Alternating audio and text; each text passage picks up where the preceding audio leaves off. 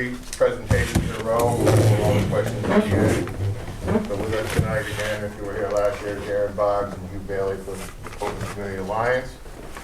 They're going to go through some affordable housing things, current state of legislation this session as it relates to zoning, particular one act they'll talk about that very mirrors what we're trying to do here.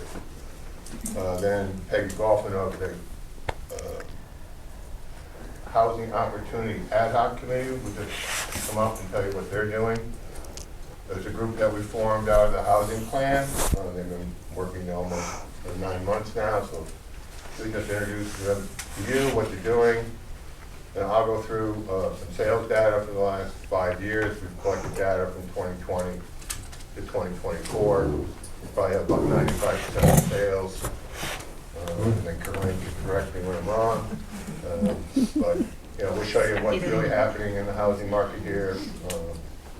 But we're going to start with Aaron or Hugh.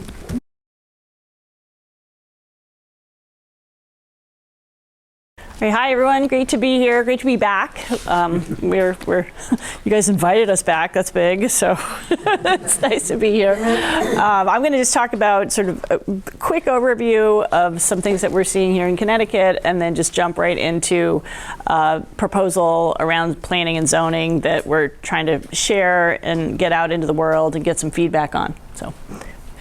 Open Communities Alliance is a civil rights organization. We really focus on housing, but as it turned out, as we've done this work over time, it really connects to affordable housing and the availability of affordable housing, which then connects to all kinds of issues beyond just this very narrow civil rights issue. So we've expanded our work and our proposal to meet that need. This is sort of hearkening back to what we talked about last time. Like, there are these old perceptions of what affordable housing is that are throwbacks to 1960s, 1970s, these high-rise public housing complexes. Nobody is building those anymore. Like, nowhere, anywhere in the country, people are not building these high-rise public housing developments because they don't work. I mean, you don't want these buildings where the elevators break all the time, where you basically are creating poverty concentration, not the goal, and so not happening anymore. This is what we're seeing around the state when we talk about affordable housing. We're seeing really beautiful developments, ideally mixed income, and they're working. So that's the kind of thing that's being built, and that's the kind of thing that I'd like to see in my community, and maybe you'd like to see here. But even so, a lot of that housing is starting to get built. We are still one of the most unaffordable states in the country when it comes to housing. We just had a report come out from a consultant that the state brought on board that determined that we are the most housing constrained state in the country. So it is the worst here. High or low vacancy rates. It's very hard to buy housing. I think costs have gone up. To set the stage, we already have this statute in Connecticut, the Zoning Enabling Act. It says that all towns need to allow for affordable housing. We're sort of all in this together. We have to try to meet the need of our regions. We need to allow multifamily housing. If every town does a little bit, we can actually meet the need that our state has. So when we see what's going on in the legislature right now, there are a whole lot of bills that really run from trying to meet our immediate needs. We work in partnership with a whole bunch of other nonprofit organizations and state agencies that's called Growing Together Connecticut, and there's a sort of spectrum of proposals all the way from let's get $33.5 million to support our homelessness response system, which is even in greater trouble because we expect to see a lot of cuts on the federal level, all the way up to long-term needs like changing zoning, encouraging changes so that we can see more housing get built. Yeah, okay. That's all right, we're good. No, it's fine. It's fine. No, it's fine. We get vouchers are out there. There's a lot of things that there's a lot of attention being paid to housing this year. And we can actually go past this. Well, I'll just jump into the next thing. So the big bill that we are working on this year is called Towns Take the Lead.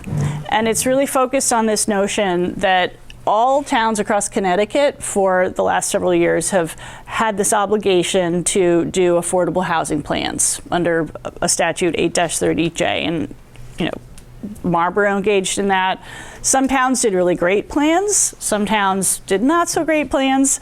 And part of the reason it was hard to do a great plan is because the statute doesn't say very much about what needs to be in the plan. It's sort of like, do a plan and say how you're going to increase affordable housing. Thank you. No, that's it. That's all it does. And so what we're proposing is that we bring a little bit more structure to it and say, let's give every town a goal. And let's let them say if they can meet that goal or if they can't. So there's an opportunity for towns to be like, that goal is not going to work for us, and here's why.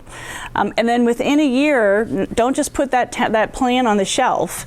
Actually change the zoning to match the plan. So it's pretty basic. Like if you have a goal, you're trying to get something done, like you want to have a plan to get it done, and then you need to have a schedule where you actually make it happen. So that's just in a nutshell what it is at its core. There are also some additional details that we can fill in if there's interest. But you know, that's really the basics of it, and see if there's anything else to say. But I mean, the goal here is mostly to create that structure and then have towns do the rest. You know, that the towns in local communities can really figure out what the housing is going to look like, where it's going to be. You know, all the other details are left to the planning of the town. So that's sort of the core of that. I don't know, Hugh, if you want to add to that description at all. Yeah, no, I think that covers it. The baseline, the numbers that we're looking at come from a study that the state initiated in 2023, and it looks at the entire state by region, what the need is for affordable housing, and then those numbers are going to be divvied up by town, and those should be released within the next month or two, I think. And that'll help guide what towns need to plan for, because you know when you're in a vacuum and you don't know what the need is, it's hard to know what you should be planning for. So this will give a guideline that the towns can look to and say, here's what we need, how do we get there? It is not at all about the state saying, you know, this is what your zoning is going to be, this is where it has to go. It's not that at all. It's not a takeover. It's completely about giving good guidelines, letting the towns decide for themselves what it looks like. And it also includes technical assistance, both for the councils of government in the region and also for towns directly. There is a portion of it that, if the legislature opts, could include an enforcement element. And what that would mean is if a town just basically checks out and says they're not doing this, they don't do a plan, they don't say, even if they can't do the number the state gives them some other number, and they don't change their zoning to match that number, then a town could be sued and be made to do a plan and change their zoning. So it's a low bar threshold for the town. And so, you know, what we've seen across the country is unless there's some kind of enforcement, it doesn't really happen. And so our recommendation to the legislature is that at least that part happen, because when the affordable housing plans, you know, when that obligation came out, when the deadline hit, about half of the towns in the state hadn't done a plan. Yeah, just you can go to the next one. Quickly, some of the other ones that are out there. Work, Live, Ride has been around for the last few years. That's based around transit. It is completely opt-in, so towns that don't want anything to do with it can just say no thanks. That's one of the things we're concerned about. It wouldn't really have a statewide impact. And then Governor Lamont has come out with a plan that is ostensibly about affordable housing, but we're a little concerned. It's mostly about incentivizing density, which is not the same thing. You can have density without affordability. And so we're a little concerned about some of the details. We really feel like Towns Take the Lead really has all the things that we're looking for in terms of affordability, but also letting the towns make those decisions on what the housing will look like. So go to the next one. Yeah, just quickly, you know, we get these questions a lot. Towns Take the Lead does not require towns to build housing themselves. That's something that we heard a lot in previous iterations of this, like, oh, we can't afford it, it's going to cost billions of dollars to build all this housing. The private market builds the housing, right? What the towns do is they set the stage. They make a plan and they change their zoning to allow it to be built. So the towns are not building the housing themselves. That's really important to be clear on. It doesn't entail, like I said before, a state takeover of zoning. This is about setting guidelines for towns to follow as they do their own zoning, and it does not in any way remove local control. The local control remains in place. The local planning and zoning is in charge of the entire process. And we like to just go through some of these things that we hear, myths of affordable housing, that it's going to flood our schools. There are a million studies about these issues, and that one in particular is just not true. Most school children from new development come from single-family homes, because that's where the multiple bedrooms are. That's where you're going to see more of an increase in the school population. It is important to note that housing providers cannot discriminate because of familial status, so that's an important baseline. But when you're talking about rentals, when you're talking about apartments, you get many, many fewer school-age children. So that's just an important thing to keep in mind. And if you look at the school population, this is for Marlborough, but this really holds across the state. Other than some of the cities, the school population is stagnant or declining, almost uniformly. Some of the cities, it's getting crowded, but in almost all the suburbs, it's declining. And we hear a lot about property values or crime.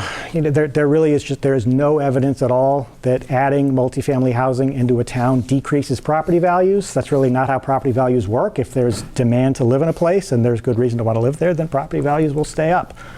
And in terms of increasing crime, there just is no impact on crime when you add multifamily housing. It's just not something that's real.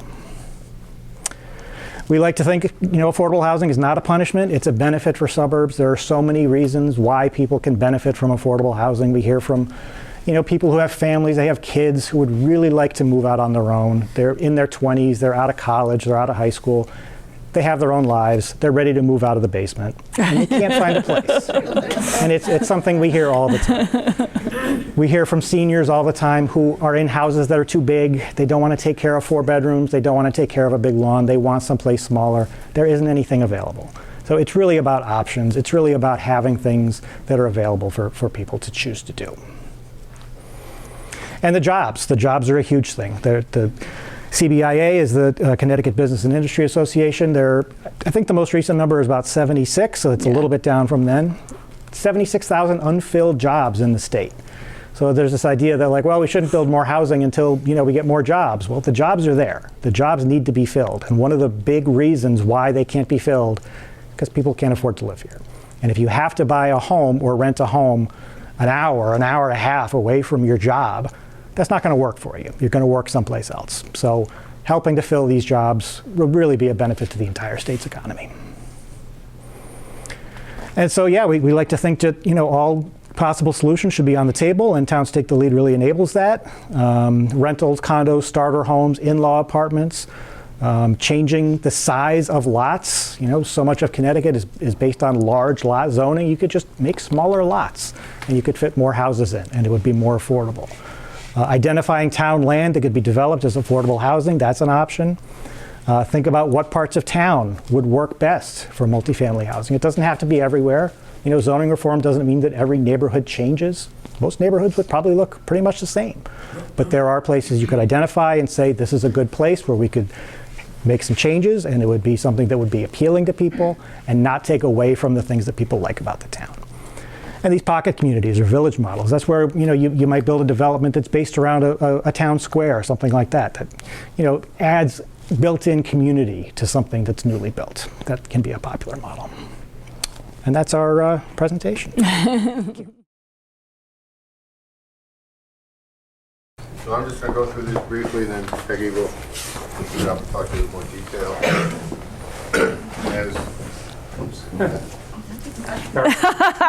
As Aaron alluded to, in June 2022, we actually did meet the legislative deadline and adopted our Marlborough Sustainable Housing Plan.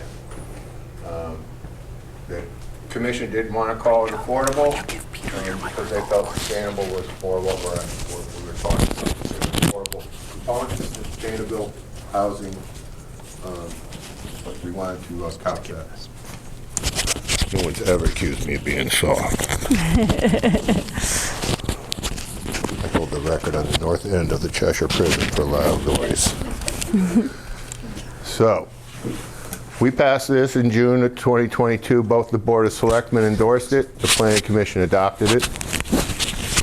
In June of 23, a year later, the Planning Commission modified our Plan of Conservation and Development. And we took the plan and made it an appendix to the plan. So now it's not just a plan standing free. It's a plan that's part of our plan of development. So as developers come in, they look at your plan of development, they will see this sitting there, not over here where they don't see it. Part of that plan had a implementation schedule, and that included forming a housing opportunity committee. So the Board of Selectmen did that in June of 24, and I'll let Peggy go. Next one. So as Peter said, we were first formed in July of 2024. There's 9 members, and there's several here. I don't know if you want to raise your hand if you're on the Housing Opportunity Committee, so people know who to target when you have questions or anything you'd like to discuss. Yes. Okay. So what have we done? So none of us are professional. We do. Zena is a realtor, and we have. Josh is a contractor, so we do have professionals in that way. But in understanding sort of the economics and the future trends, we've all had a lot of homework to do to get up to speed. So we've spent a lot of time reviewing the housing data and trends, both locally and internationally. We've researched housing legislation, zoning rules and regs, and trying to understand what's available for financing of housing. And what the differences are in housing trends for cities versus suburbs versus rural areas like we are, which are very different needs, very different kinds of assistance that's available as well. We've held a forum with the Commons Community Development Corporation, CDC. That's an organization that was started in Hebron. I don't know if you're aware or not, but they're building affordable housing near on the church property, and it's been several years in the building and development, and they're still not ready yet. They said it's taken 5 or 6 years from the time you think of something that you want to have to the time you can actually have the building built. So it's a long process when you want to build multiple housing like that. So they address the need for affordable housing in Hebron, but they eventually want to expand to other communities to help find where the financial aid is or where the assistance is. We've also, as our organization or our group, if we've compiled a list of recommendations for planning and zoning to consider to facilitate the building of middle-income housing in Marlborough. So this is based on recommendations and studies from HUD, Housing and Urban Development, and other research that suggests that there's a lot of reasons why communities don't have affordable housing or middle-income housing. A lot of times it's zoning rules and regulations that keep housing from being built, like density is one of the issues. We have designed a flash vote for March, and some of you are signed up for flash votes from the town. We have a sign-up sheet going around, and if you're willing, we will add you to that flash vote as well. It's just 3 or 4 questions to assess your views about middle-income housing and what you think the town needs and what your concerns are and your needs as well. And we really urge you to answer the flash vote, because a lot of your responses will help inform the work that we do going forward. In the future, we hope to have a forum in the next several months to describe some of the options for future types of developments. The first one we think will start is accessory dwelling units, ADUs, otherwise called granny's apartments or whatever they're built on. We'll show you a picture in just a minute. But also multifamily dwellings in pocket neighborhoods. So stay tuned. We hope in the next couple of months to be presenting you with more information about what are these kinds of buildings, are any of them available that you might want to build, and how do you go about getting plans and zoning and all of that. So next slide, please. So I'm a numbers person. I'm an economist, so I love graphs. You might not as much, but so starting sort of the post-World War II, this is a number of seasonally adjusted housing starts across the nation. So right after the war, you can see it was fairly. Oh, I didn't know if you touch that, you do something. Okay. So I won't touch it. That's why it's called touchscreen. Don't touch. All right. So we had an increase there, but if this is the trend line, we were increasing in our housing. Our population has increased tremendously since post-World War, baby boom. I'm a baby boomer. There's been a huge increase in population, so of course we needed to increase housing. It was up to over 2 million starts a year, housing starts a year in this country. And then what happened?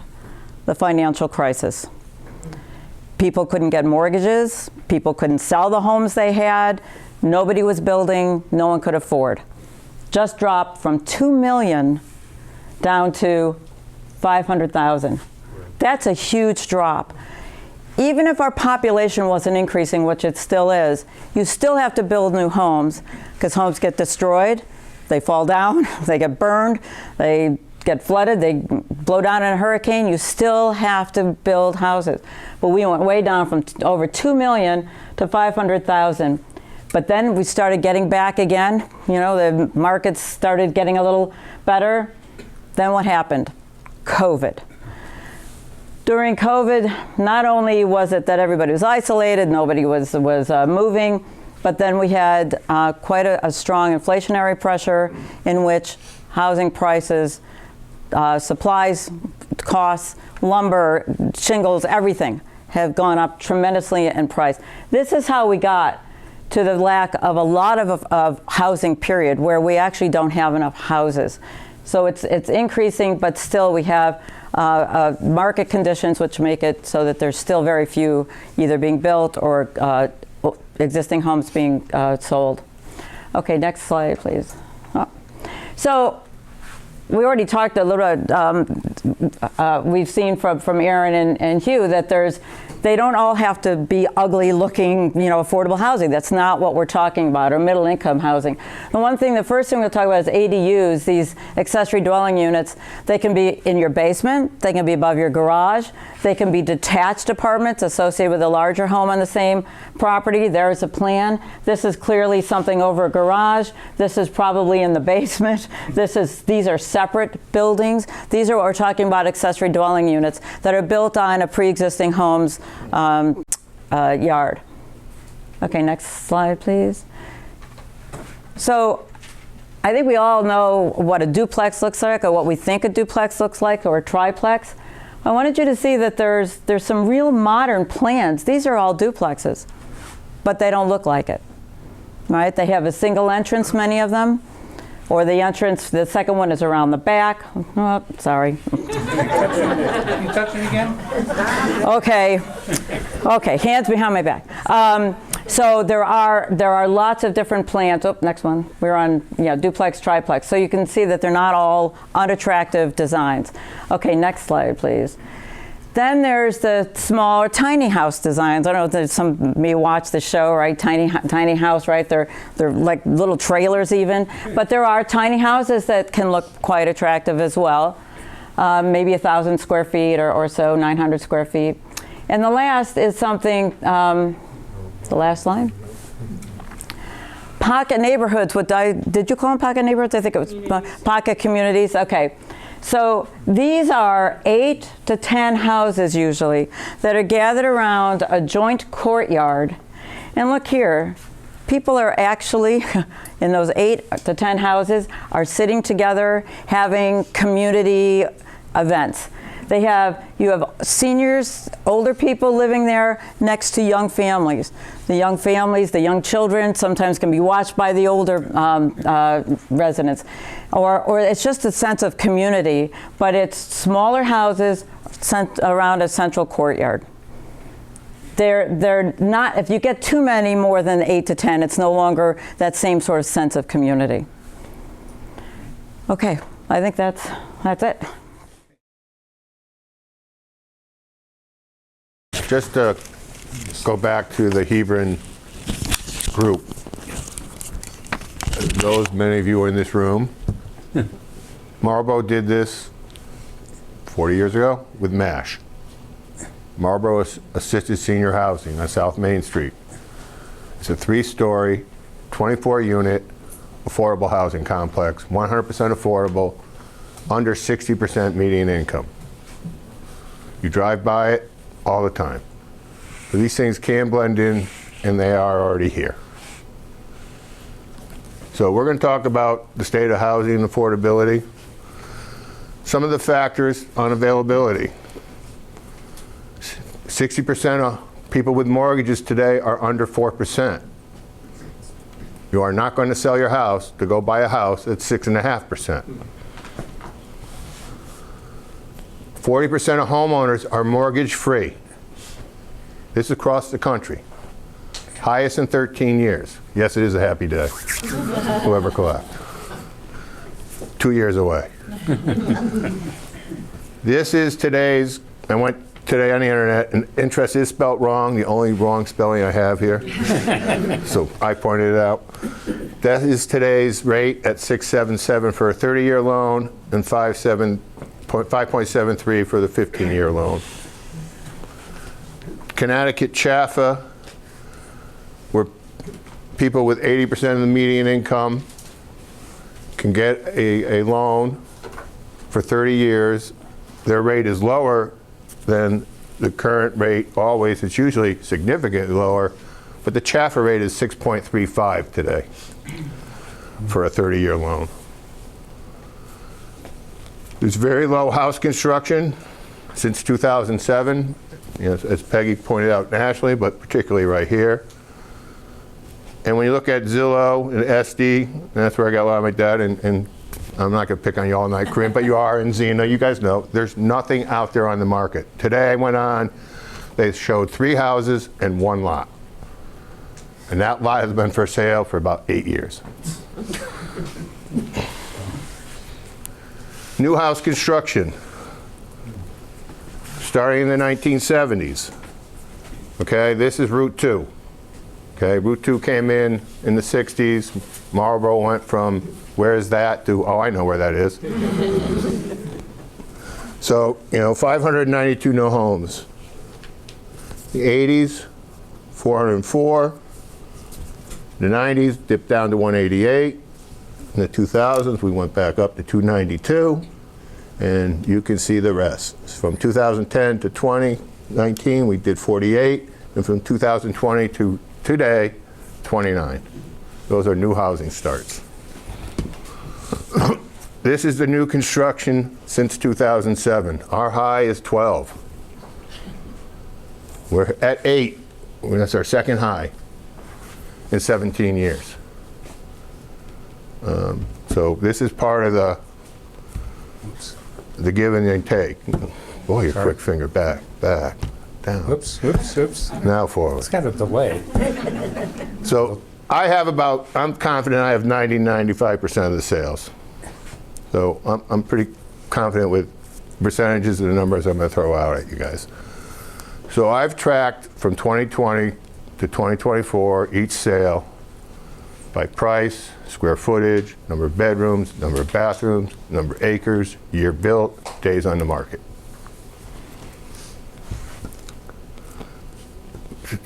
Down. Back, please.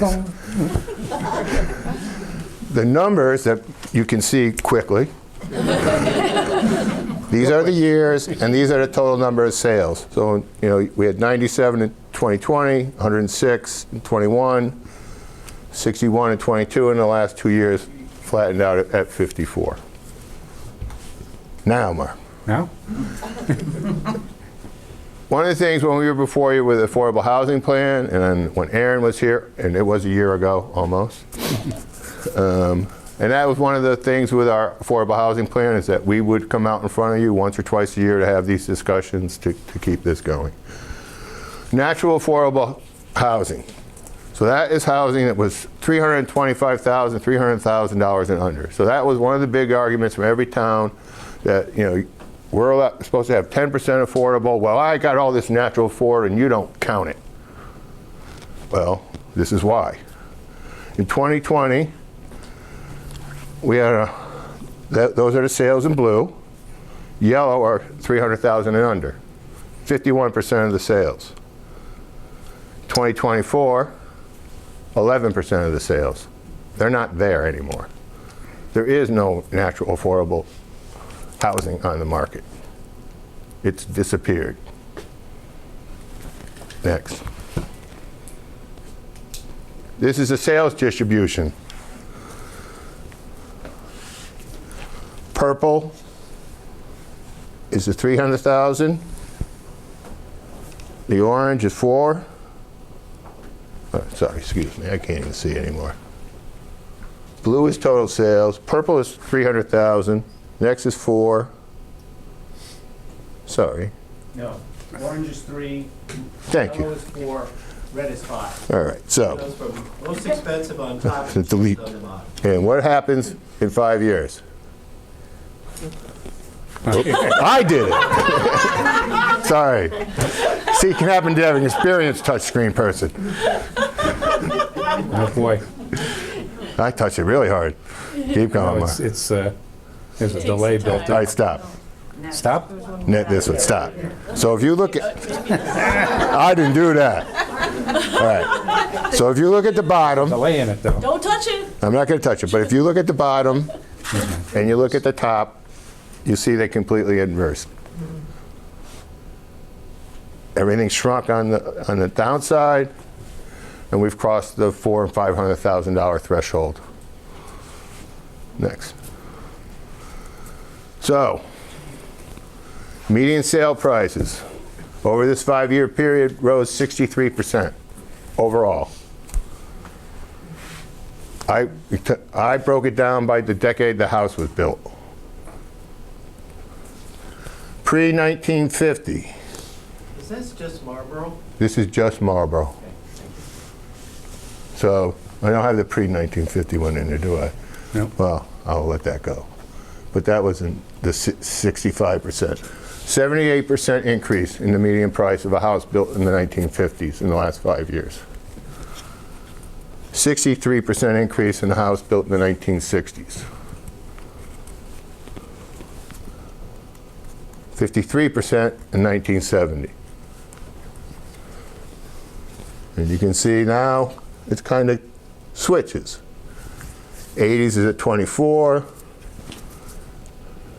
90s at 45, 2000s at 32, and now we're at 49. This 1970s and up are your starter homes. This is where people got into Marlboro. Well, they can't get in there anymore. Next.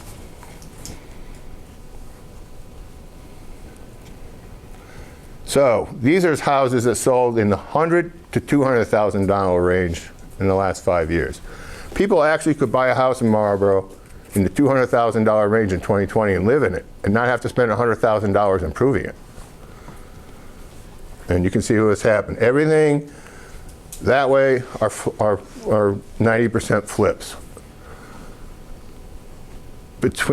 We looked at the housing value of the building permits we took. Now, again, contractors giving us a number. But the average flip, they put in $135,000 into the house. That doesn't count their carrying costs, their cost of money, their realtor. That's the improvement that went into a house that they bought for $150,000 or $170,000, and then they go sell it for $400,000. Thanks. So this is the median sale price in 2020, $300,000. 2024, $489,000. That's your 63% increase. Next. Oops. It's gonna go another one. Watch No, it. no. Yeah, sorry. Back one. I went two. Yep. Pre-1950, $215,000 to $376,000. Next. 1950, 2002, $202,000 to $360,000. Now again, these are what were considered the entry-level houses into Marlboro. And you can see the number of sales You know, you had 11, 14, 11, they drop off because they're not out there. People are in them and not leaving them. 1960s, again, 245 to 415. You know, that's your 63% increase too. Next. Again, 70s from 292 to 450.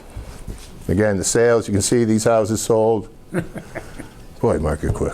Well, We'll go to the 80s, forget it. But you can see the number of these things decrease over time. Because people bought these with lower interest rates. Again, this is called the Great Retirement. We had COVID and the Great Retirement. I'm not going back to work, I'm retiring. I'm moving. So in these 2 years, and maybe a sprinkle of 22, you also had that factor into sales. That's across the country. You know, the 80s went from 350 to 435, so it started slow, you know, not as dramatic of an increase. 90s, this slide was, I'm not even going to talk about trying to get this done. 392 to 570. oh, okay. You know, from the 2000s, 480 up to 635. It peaked at 650 in 2022. And then 2000, houses built in 2010, you know, and sold, again, the numbers are going down. 270 up to 402 with a peak at 475. And then Damn. the houses built and sold lately, the $1.7 million was a new construction. But that's the new high in the neighborhood. Is that your house, Peter? Yeah. Yep. I get the ADU they're going to build in the back. So, sorry, speaking out of turn, you showed us a lot of slides. What's the I'm not done yet. what's the point you're trying to make? I'll make it when I'm done. Okay. Sachem Village, 57 condominiums. That was the affordable place. That's where if I sold my house in Marlboro, I went to. Sold in the 220s, in the 20s, 21, 22, 23, 24. We've crossed the threshold well over 300,000 now. Next. These are the affordable neighborhoods. Just so you can see, we'll just blow through these. But again, 2020, 21, 22, 23. Same thing with Fuller and Myrna. These are half-acre lots. A lot of these are on slab. Roberts Road, built in the 70s. Eagle Rock, this area, built in the 70s and the 80s. Stony Brook Drive, built in the 70s. Emily and Lewis, built in the 70s and 80s. Avalon Lane, built in the 2000s. Black Ledge Subdivision, built in the 2000s. That's the 1.7 million house.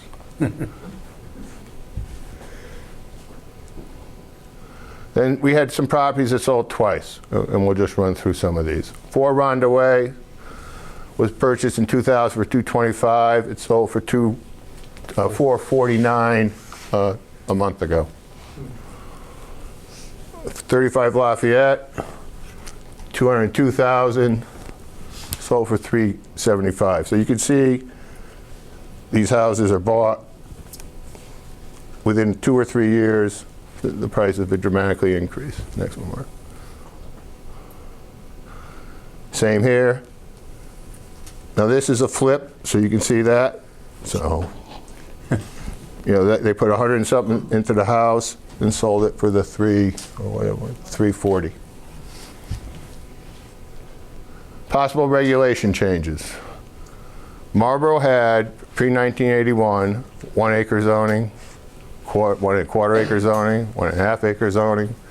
In 1981, that was removed and everything went to 2 acres. So what we're looking at is going back to the original zoning and making some changes possible. This is going to go to a public hearing in March in front of the zoning commission, and it will continue. It will not be a one-night hearing.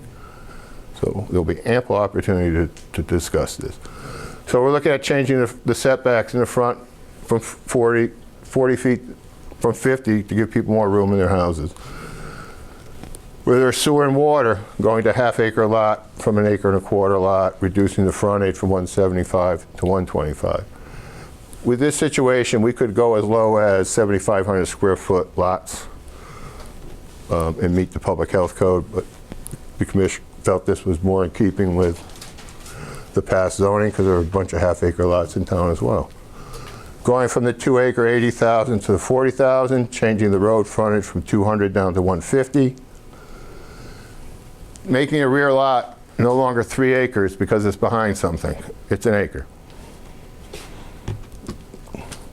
Permitting duplex units, just as we permit single-family permits, units.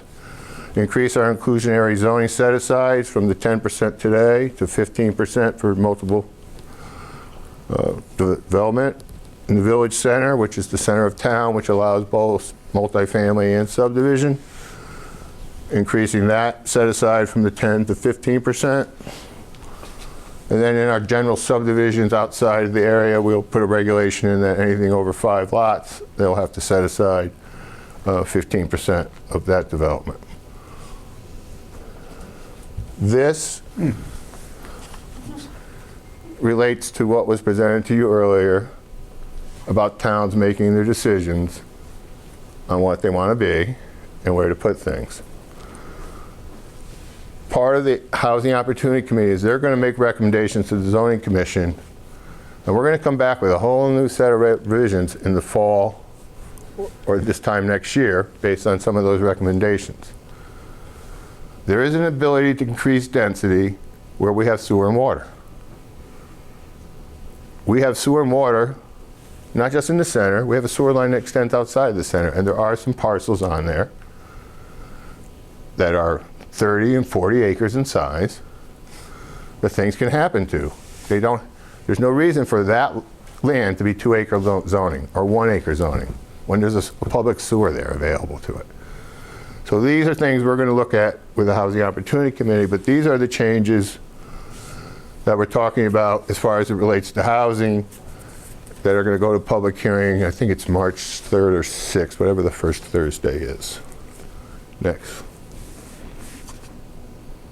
I want to go next. All right, we're good. So what we're saying is you have less demand, there's no market, there's no new construction. That leads to the natural market going up. You're not going to have people come in here that can be your teachers, your volunteer fire department. We're very lucky the fire department's up in numbers right now. But by pricing your housing up and up and up and not making opportunity, all we're talking about in changing these regulations is opportunity. If you saw the article, I never read the reveries, but I did tell them that private market drives the train. We're just creating an opportunity. 1 acre zoning was here from 1954 till 1981. It doesn't mean everybody's 1 acre, and if you look at it, they are not all 1 acre. But it gives flexibility. A cost of a road today is $1,000 a foot. So if you can change a 200-foot lot to a 150-foot lot, and I have 10 lots, that's $500,000 that I can lower the housing price because I don't have to finance that, I don't have to build it, and I don't have to sell it. So we're just trying to make changes to create opportunity. You're not going to change the face of Marlboro. You're 35% open space, and it's going to grow. And we're here to answer any questions, have any discussion with anybody. Hey, Pete. Lee Georgitis, Edstrom Road. Are they gonna change the mandatory size of houses that are being built? Because it's been at 2,000 square feet. How No. are you supposed to have affordable housing for kids that are trying to get out on their own to have to afford to buy a house that's 2,000 square foot? In 1989, the Connecticut Supreme Court struck down minimum house sizes. Some towns have ignored it. We have not. The minimum house size is whatever the building code says. I believe it's 360 square feet. So it's whatever the building code says. There are private development restrictions that say your house has to be that big, and that's the developer. We have a case right now where the zoning commission approved an ADU detached. The property owners are suing because the deed restriction said only single-family house. They didn't appeal the zoning commission's approval because we met the regulations, but there's that restriction, and now they're in court trying to see if that restriction is valid over the need of housing. But a lot of that is privately put, because the developer wants a certain control of size, so he has an idea of price across the range. Okay, so the town can't kind of like enforce the fact that they We- can build smaller houses? We could put a regulation in that says, if you build a house between 800 and 1,200 square feet, just for example, then we will allow you to build 10% more units than we'll allow anybody else. That we can do, Okay. to try to incentivize smaller houses.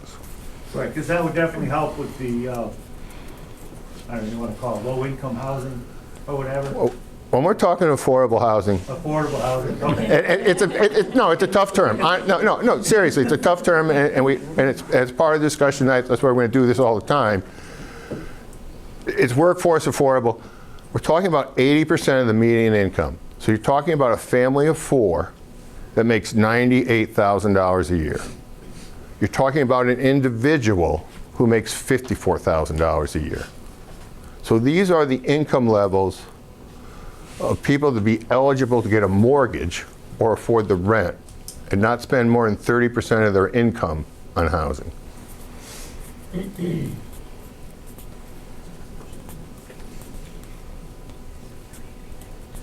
So Peter, all those graphs that you showed before, they all showed an upward trend. Now, how did you balance that into the appreciation rate for the houses over that period of time? We're going through a reval right now. We'll find out when he's done. What? We're doing a reval right now. We will get that data in a few months. Right, but so. I haven't looked at it because we're in the middle of a reval. Why look at something that's 5 years old? No, I'm not talking about that. I'm talking about the numbers that you have right now that you presented just now. Yep, the sale numbers. Has nothing to do with that, but there is an appreciation value of everyone's home that needs to go into effect, that you showed how everybody's cost of their house has increased. And Those that's are because sales. they appreciate over time. And the sales price is reflecting that appreciation.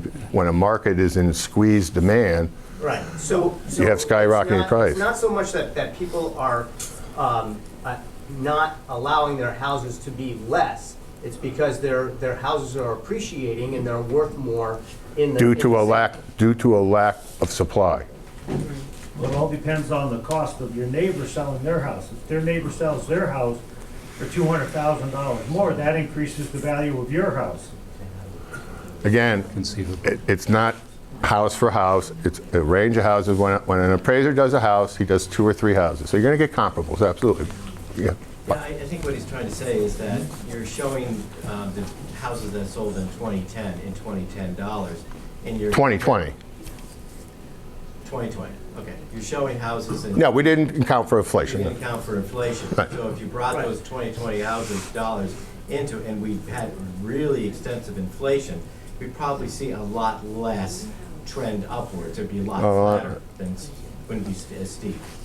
I don't know about, on the lower end, it's gonna be steep because it's just, And then it is. you're also correct that the supply has gone down. And we've seen that, that's not just here. It's everywhere. That's everywhere. Absolutely. Exactly. So, and with people working from home now, a lot of people are moving out of the cities and stuff like that, and have seen that. I saw exactly what you saw. Gentleman bought a house, he held it for 13 months, somebody knocked on his door and said, I'll give you $800,000 more than you bought this house for so that I could have it. Right. Because there was no supply. Right, because if you look at a number I didn't throw out there, days on the market. Right. In 2020, all but We're talking two hours. all but two sales were on less than 100 days. And then in 2024, 15 were over 100 days. 39 went in less than 100 days.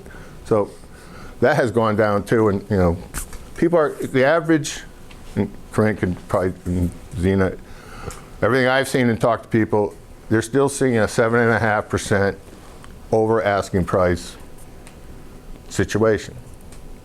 So now it comes to like placement.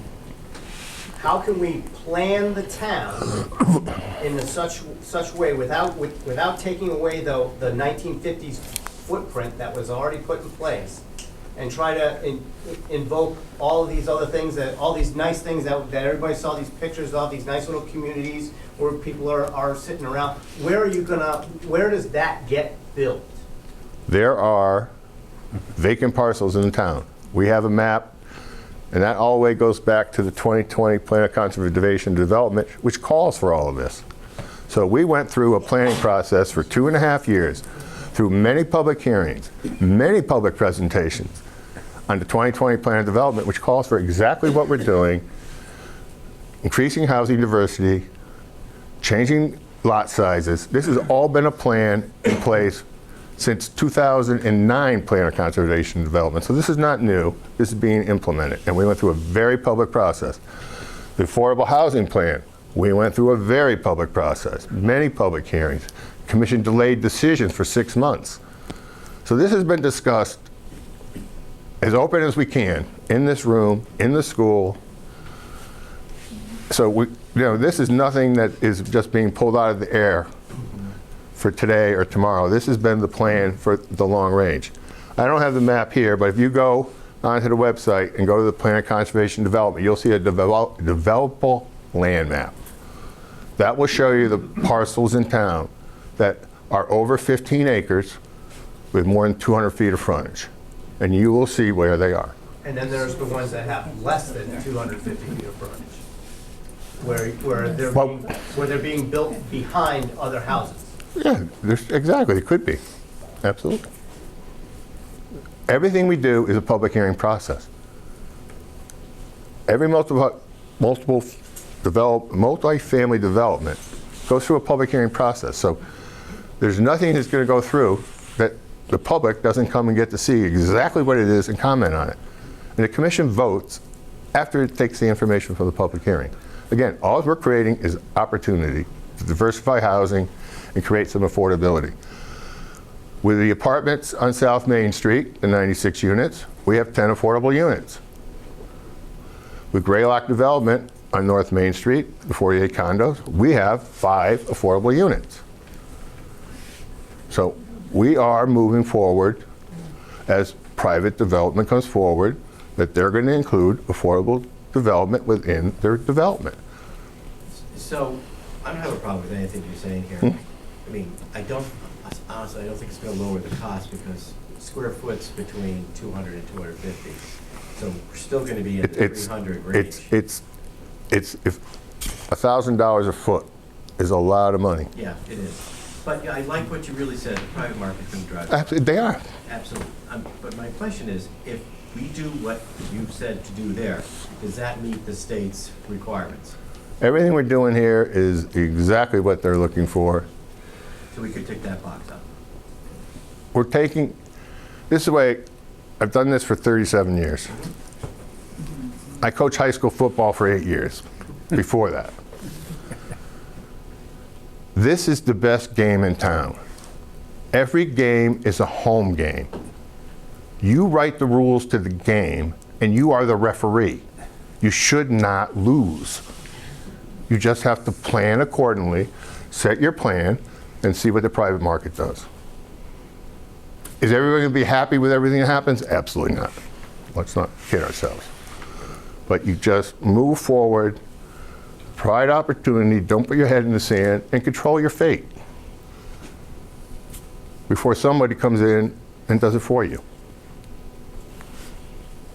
And you see the affordable housing applications, 830Gs, you see with people in Simsbury, they're coming in with 500, 600 apartments.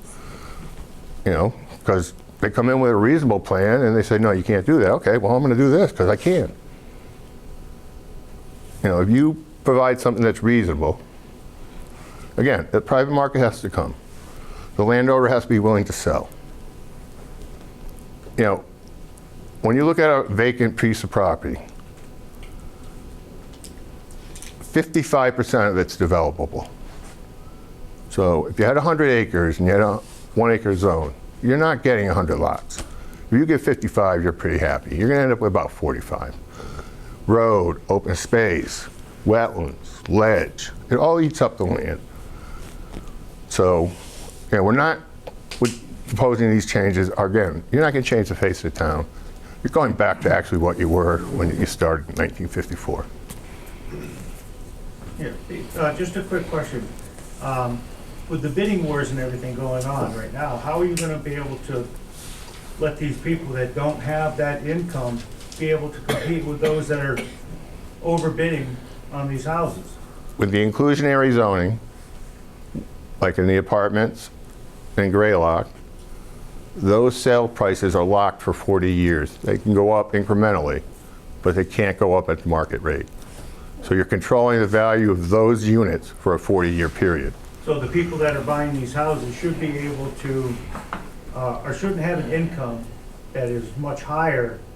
So what I'm saying is that Whatever the income is at the time, it's all based on the median income at the time. Yeah. So, you know, it's going to go up gradually. You In hope. order for them to somebody else to rebuy that home, they have to still be in that 80% category.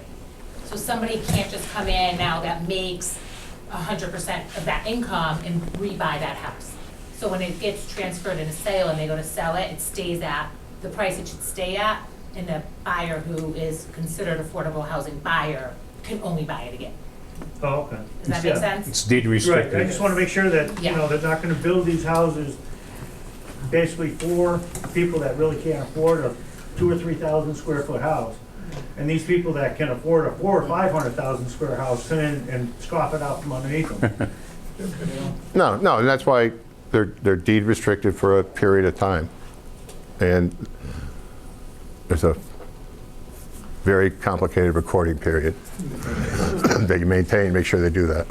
Go ahead, Karim, please. My name's Kareem Mahowski. I am a realtor in town, and I think something I want, you know, everyone in this room has probably owned their house forever. And what has happened over the last couple of years is when we all purchased our homes, we had that right to buy a home.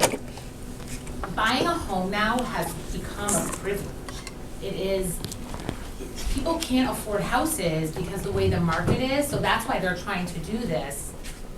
I have buyers that are in their 20s, their 30s, they have a decent income, but they can't compete. They can't purchase a house. They're living with their parents.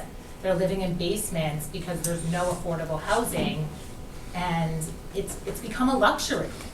And it's really, I feel it's unfortunate that it's not everybody can buy a house anymore.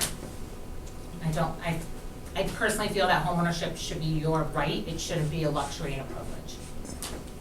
I mean, example, we had a couple of months ago in town where the parents sold the house to their children. They're building an ADU on the house because they couldn't find a house in 2.5 years under $450,000 that didn't require another $150,000.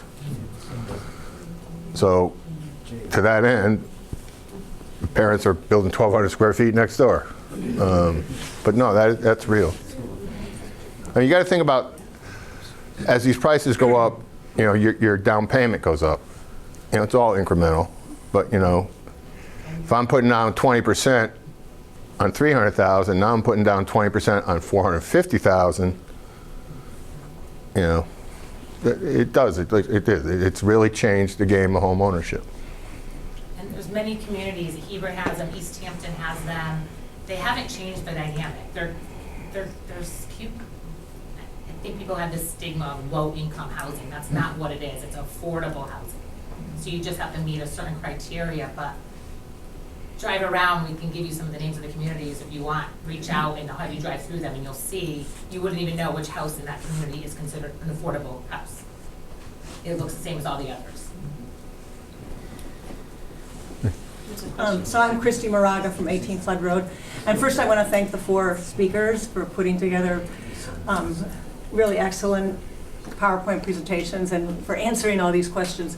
And I am all for you coming up with this opportunity to create a plan so that there'll be sustainable and affordable housing for the college kid who's living in the basement and for the seniors who don't want to mow their lawn anymore. But also I haven't heard anybody mention one other category, and maybe it's unrealistic right now, especially with the climate of what's happening, but I wanted to know in a long-term plan, especially since Hebron was talking about how they were taking like 5 or 6 years to put what they're doing together. I wanted to know if you're thinking at all about creating a unit or a house or a small place for a refugee family with maybe 4 people with 2 kids that could go to our school. And it doesn't matter to me which country they come from, whether they're Ukrainians or Sudanese, Haitians, Syrians, but to me, it's the right thing to do. Glastonbury just got another family in on January 9th. They have families before. I'm not sure how they do it. I know that there's a lot involved. Iris down in New Haven helps. They had to cut 20% of their workforce, but it will come back, and refugees are going to come again to the United States. And so I'm just wondering, in your long-term plan, if you could think about having 1 unit for 1 family. I can say that in general, that situation is handled by an interfaith coalition and not government. I mean, could we look at it? Absolutely, but usually most of that is an interfaith coalition with other nonprofit groups that are working. have it on the I understand what you're saying. Yeah, we could. Yep. And I also think the more housing you have, the more housing is available, right?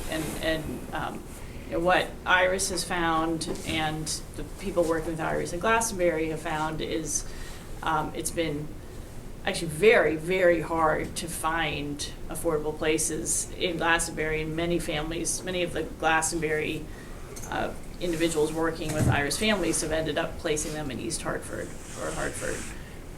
So like it's because of the availability of housing and the prices, and the more we can infuse the market with greater affordability, the more, not to say there wouldn't be some other option also to have maybe a set aside, but just we need more housing because, you know, you could have that story with all veterans, you could, you know, like single moms, Right, you know, or, like a yeah, million veterans too, I needs, understand. and if we start like slicing them all off, then like we need to be working together to get the housing built.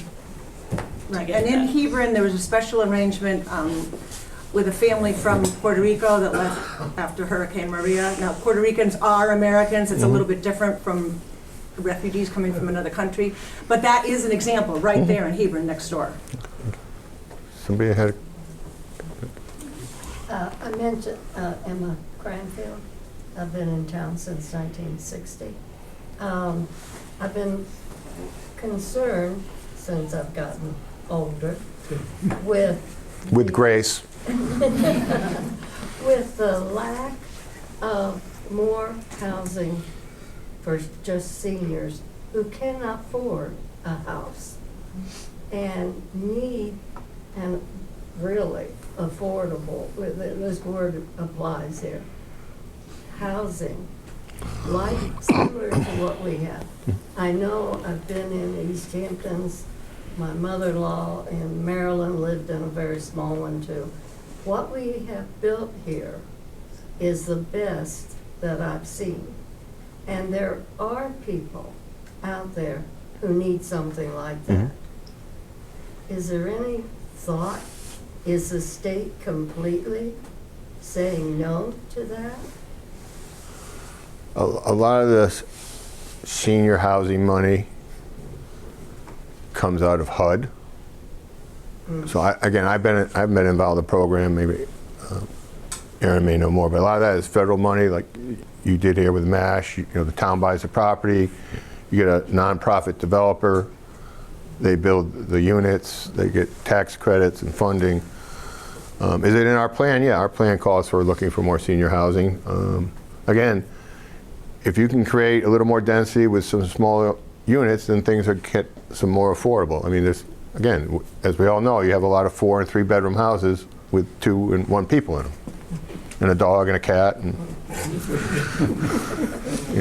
mean, there's a movement away from housing that is restricted only for seniors, just because we are at a time, and we're coming up on a time where we're going to have a big growth, lots of seniors, and then that's going to decrease. And so if we design our housing around that, we will have housing that's restricted to seniors, but not enough seniors to live in it. And then we'll. I hear that's some ways off. Well, no, it is some ways off, but we do need to. It's like housing is around for years and years, and so. But the other point is, the more housing we have, again, it's like the same thing. If we keep segmenting it off, we'll have these very narrow bands of housing only for certain groups, and it will not give us the flexibility to meet needs over time. It's obvious you're not anywhere near there. And I have lots I know seniors. I have people I love who are seniors. I have lots of friends who would be interested. Oh no, I mean MASH is. I mean, people at MASH have looked to see if they can expand on site, but they just don't have the septic capability. Yes. To do that. Yeah. Jane? Yes, Jane Boston. As we build these affordable housing condos and apartments and units, I imagine the demand will be quite high for this. So how do you select, or how is it determined who gets to actually live in those units when everybody meets the guidelines? The developer has to post an advertisement in a newspaper that says, I have X units available for the following income ranges, and then you apply, and they select who comes in and qualifies. So the developer selects the people who get to... If you are income qualified, they cannot discriminate against you. If they do, then you call Aaron. Okay, so say there's 25 people for the 5 Greylock condos. The first 5, if they're, however, I don't know how they're going to vet it, but first in, first serve. I don't know the exact, but that's what it is. They have to advertise it, say the units are available, taking applications. And so Greylock decides, not the ad hoc housing commission, not the town. No. The actual developer does. He sells the unit to an income qualified person with a restriction on their income and a restriction on the unit for 40 years. Thank you. Yeah. To your knowledge, are there any developers waiting in the wings to start doing some construction once all the zoning changes are made? We have had discussions with a few people on some parcels in town, but it's all just exploratory right now. Again, they're waiting for some cost stabilization. Right now is not the most stabilization for construction costs, because you don't know what's going to happen with tariffs. We take 70 to 80% of our lumber comes out of Canada. So, and people are looking, but people are very cautious. I mean, they're selecting communities where the idea of a developer is you want to be done in 18 to 24 months when you break the shovel. You want to sell those units and go. You don't want carrying costs and income. So, they're looking, do we have the income? Do we have location? Yeah, we do. They just have to work out things with private developers. Some people have a higher expectation of the value of their land. And I can tell you there's certain people with that. I've had 5 or 6 different companies on the same parcel, and they all walk away because that person just thinks the price is here, and they're telling them, no, it's down here. Peter. So it's private market driven. Anything else, Al? No, thank you. Oh, no, go ahead. Along those lines, I was wondering, Peter, if you considered any incentives for the builders? You rattled off a few earlier about tax incentives, and I don't know what you might have considered. Just curious So if there's a need. in the affordable housing plan, in its implementation schedule, there is something to talk about tax incentives with the Board of Selectmen, but that discussion has never happened yet. I can tell you that Marlboro's never done an incentive to private business or housing, so it would be new territory. And incentives, you have to, like tax breaks. What you have to look at is how they look at it is, all right, you have a piece of land today that has a $100,000 value. You're getting taxes on that land, whatever the dollar is. I'm going to go build what I'm going to build, and you're going to, it's going to raise the value to $1 million. But I'd like you to just say it's worth $250 for the first 3 years, $500 for the next 3 years, $750 for 2 years, and then we'll make it to the million. Because all the way along, you had this flat piece of property that you were getting X for. And you're incrementally increasing what you're getting, because you weren't getting anything down here, is the thought process. So the developer has some interest carry costs he can reduce, some other things. So, I mean, that's how it's structured. That's the thought process of it. We have not had that discussion.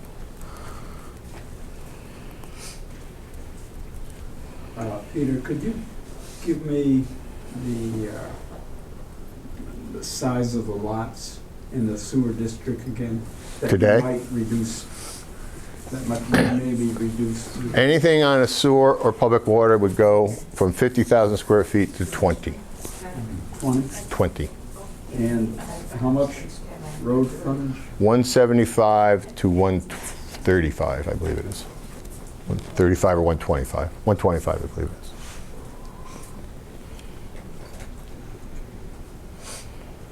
Peter, is this going to be on the website, your presentation? Yes, we're going to put a link on the website. It's being recorded, so it'll be on our YouTube channel as well. The PowerPoints as well? Yeah. And then one other follow-up question. What do you expect the increase at looking forward in, say, 10 years or whatever? How do you see the population of our town growing from where it is now to where it could be then? With all of this. I will tell you that the state of Connecticut says that the population in Marlborough will be 5,700 people in 2030. So you will lose 400 people by the state demographers. We will lose. Why? Because you're getting the baby boomers. Unfortunately, some of us will expire. There's not a big increase coming behind us. I'm one of 6. There's a lot of, people can, today it's 2, 3, maybe there's a few people that have 4 or 5 kids. So, your birth rates. So, they're looking at the birth rate being slow. So the state's projecting we're down. Here, we're going to stable. We're going to be a couple hundred people. That's like, this town will never cross 7,000 people. I can't see it. Maybe if you get to 7,200 in 20 years, it'll be. So with the marginal increase, is there any plan been talked about as far as roads or increasing the increased amount of traffic that might be in the town? In the very fine statute of the state of Connecticut, it says if you zoneth, they can drive on it. So, like if we take a look at the center of town where Main Street and 66 cross. Unless there's an absolute, creates a public safety hazard, there's mitigation that can be done. Right, so we would increase the number of lanes. I wouldn't say that. How about rotary stoplights?